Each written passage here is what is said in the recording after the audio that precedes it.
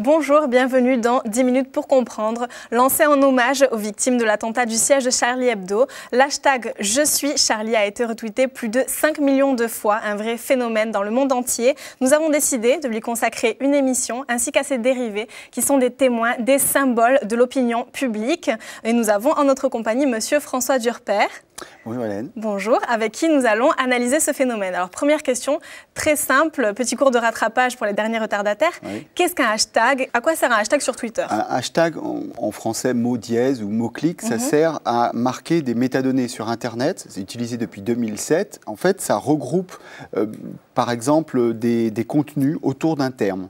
Je donne un exemple très précis.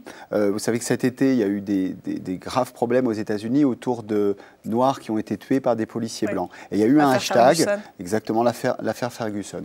Il y a eu ce hashtag Black Lives Matter. La vie des Noirs compte. Donc les jeunes Noirs se sont regroupés autour de ce hashtag. En décembre dernier, il y a des policiers qui, à leur tour, ont été tués par quelqu'un qui voulait se venger de ces événements. Et est apparu Blue Lives Matter, c'est-à-dire la vie des Bleus, les policiers sont en bleu à New York, compte. En contradiction. Exactement, donc ça permet, si vous voulez, de marquer des groupes et de se définir à travers des identités. D'accord, donc finalement, c'est un peu un moyen d'aller chercher l'information en temps réel, aller directement à la source. Si on revient au hashtag « Je suis Charlie », quelle est son origine ? Alors, c'est un journaliste qui, une heure seulement après les événements, décide de créer ce logo. Au début, ce n'est pas un hashtag, hein, c'est un logo. Et très rapidement, il est repris, retweeté. Et ça fait un carton puisque à la fin de la journée, on a 6500 tweets par heure sur le hashtag « Je suis Charlie ». C'est repris dans tous les pays du monde. Ich bin Charlie en Allemagne, I am Charlie aux États-Unis, en Angleterre, Yo soy Charlie dans tout l'espace hispanique. Donc c'est un des hashtags qui est le plus important de l'histoire des hashtags. Comment vous expliquez cette ampleur? Alors l'ampleur de ce hashtag, c'est l'émotion qui a été celle des attentats. Et c'est une émotion qui est à la fois française, mais pour que le hashtag ait ce succès, il faut aussi que ça soit une émotion internationale, donc autour en particulier de la liberté de la presse. Alors ce hashtag en particulier, est-ce que c'est celui qui a été le plus tweeté dans l'histoire des tweets? Alors c'est un hashtag qui a été beaucoup utilisé plusieurs jours après, c'était déjà 5 millions de personnes qui avaient utilisé ce hashtag. C'est loin d'être le record. Je vous parlais de l'affaire Ferguson tout à l'heure. Le hashtag Ferguson, c'est 6 à 7 fois plus de gens qui ont tweeté hashtag Ferguson. Et pour vous donner un exemple, mais c'est beaucoup plus ludique, hashtag LOL, c'est 1 million de hashtag LOL par mois. Donc la différence, c'est que là, on est sur un message. Hashtag LOL, c'est quelque chose de beaucoup plus ludique, évidemment. En contradiction, il y a eu aussi le hashtag « Je ne suis pas Charlie » qui est apparu sur la toile. Il a été tweeté plus de 49 000 fois. Est-ce que vous pensez qu'on peut considérer que c'est l'inverse? C'est l'inverse. Alors, c'est-à-dire qu'il y a deux catégories de gens qui ont fait le hashtag « Je ne suis pas Charlie ». Ceux qui sont vraiment contre Charlie, c'est-à-dire qui estiment que ce journal ne doit pas faire de caricature de Mahomet, qui critiquent ce journal. Mais il y a aussi ceux qui ne veulent pas rentrer dans la masse. Beaucoup de gens qui disent « Je ne suis pas Charlie parce que je ne veux pas être un mouton ». Ils dénoncent aussi l'espèce de compassion marketing. Et donc, quand on regarde, quand on analyse précisément ces deux catégories, il y a vraiment des différences. Et puis, il y a un autre hashtag qui est le hashtag « Je suis Kouachi », c'est-à-dire qui reprend le nom des terroristes, ou « Je suis Koulibaly ». C'est un hashtag qui a beaucoup de succès, notamment le jour de la mort de ces 3 terroristes.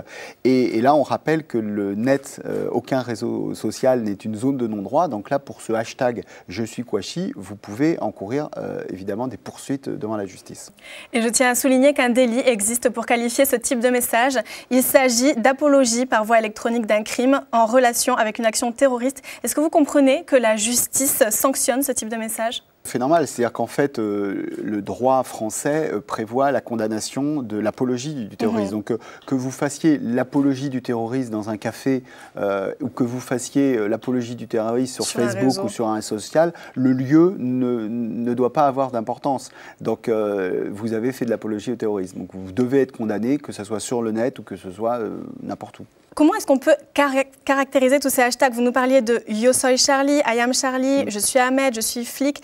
Est-ce que vous n'avez pas l'impression que ce sont diverses communautés qui s'affrontent sur Internet? Alors, c'est pas véritablement des communautés qui s'affrontent. Ce qu'on constate, c'est qu'il n'y a pas l'opposition entre les je suis Charlie et je ne suis pas Charlie. Au début, c'était ça. C'était je suis Charlie et je ne suis pas Charlie.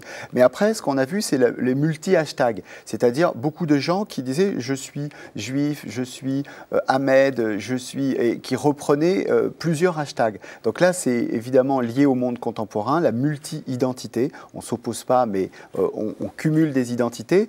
Et ce je suis Charlie, finalement, on peut dire qu'il va chercher, c'est un désir de vivre ensemble, d'aller vers l'autre. Alors, il y a le mot « je ». Le mot « je », on pourrait penser que c'est très individualiste.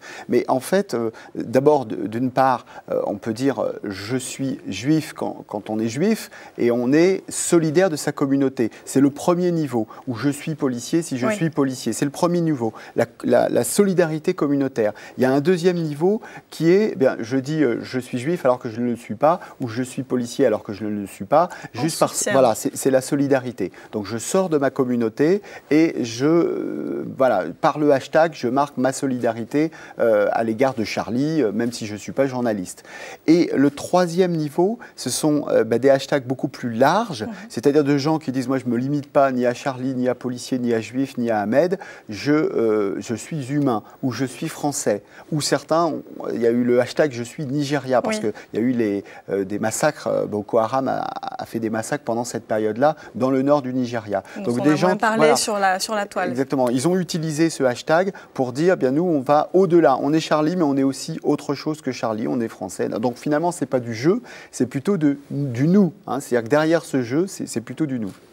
Donc nous allons finir sur une note un peu plus personnelle. Moi j'aimerais savoir, est-ce que le 7 janvier, vous personnellement vous étiez Charlie? Ah, j'ai pas tweeté Charlie.